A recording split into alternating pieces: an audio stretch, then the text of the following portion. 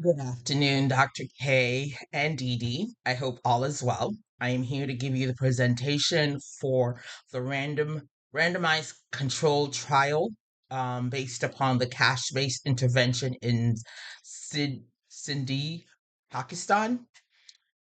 The randomized controlled trial conducted by Fan et al. Evaluated three types of cash-based interventions aimed at improving child and maternal nutrition outcomes in Dadu District, Sindh Province, Pakistan.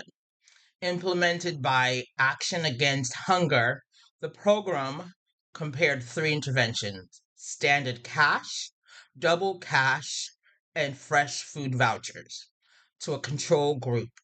Each intervention provided support monthly over 6 months to household in a humanitarian setting where malnutrition and food insecurities were prevalent. The mythology, the evaluation of mythology and key findings. The study employed a four-arm cluster randomized control trial with longitudinal follow-up at 6 and 12 months. A total of 2,496 households across 114 villages were randomized into four arms.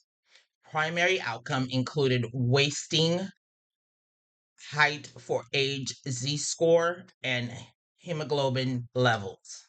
The findings were the DC arm showed a statistical significant reduction in wasting at 6 months.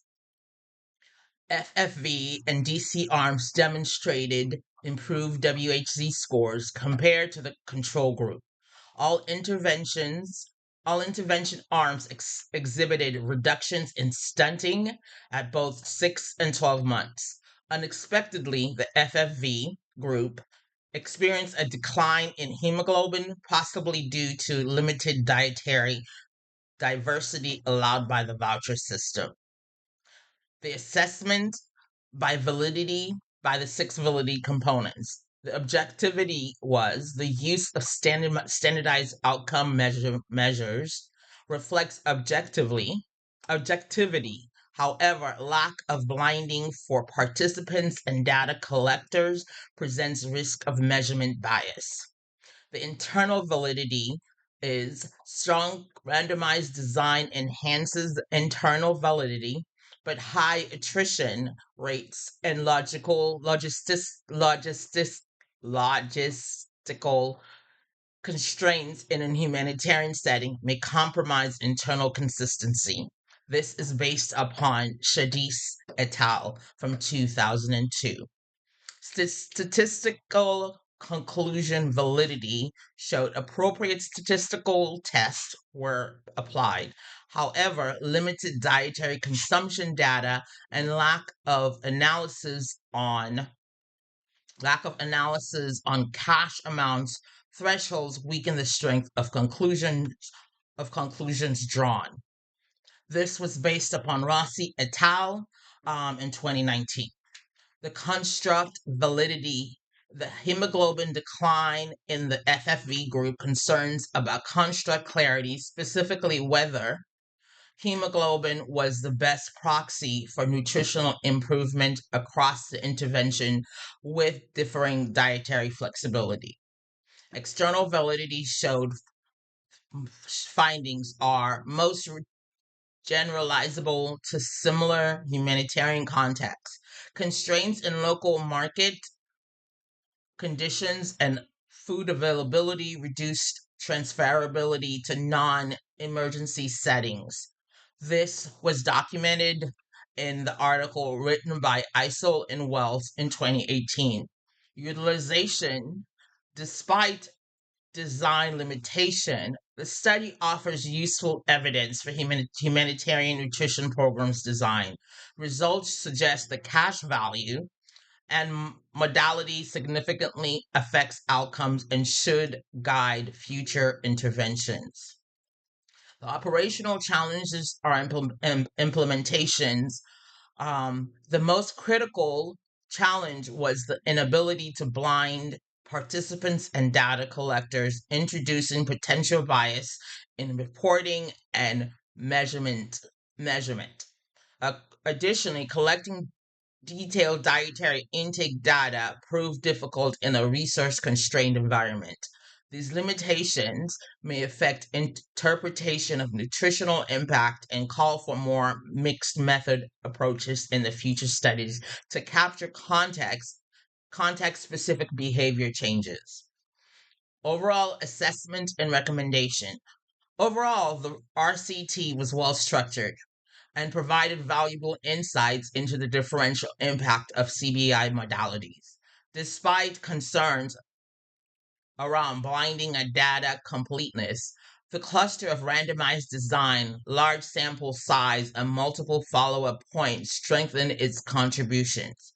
To improve future RCTs in a similar setting, researchers could 1. Incorporate mixed methods to assess household behaviors and food choices. 2. Explore adaptive trial designs that account for evolving humanitarian conditions. And 3. Involve threshold testing to determine the optimal value of cash transfers. Now, my question to you, Dee, in regards to this article, and in the context where full blinding is not possible, how can evaluators strengthen internal validity and reduce bias in RCTs, especially when measuring behavior-driven outcomes like food consumption and nutrition? For this presentation, I I used data to support my evaluation from the article that was done this regarding this intervention program, written by Fenn and Colborn, Dolan.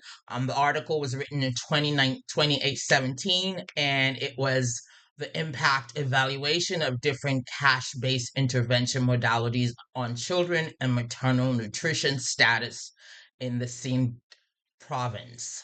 I also referenced ISIL and Wells. They were the article Health Program Planning and Evaluation, a practical systematic approach for community health. Furthermore, I also referenced Pullet and Beck. Their article is Nursing Research Generating and Assessing Evidence for Nursing Practice. Rossi, Lipsy, and Henry wrote The Evaluation, a systematic approach. And finally, Sadish, Crook, and Campbell, their article was written in 2002, Experimental and Quasi-Experimental Designs for Generalized Caused Inference. Inference. Thank you for listening to my video. I look forward to hearing your response and learning more from you.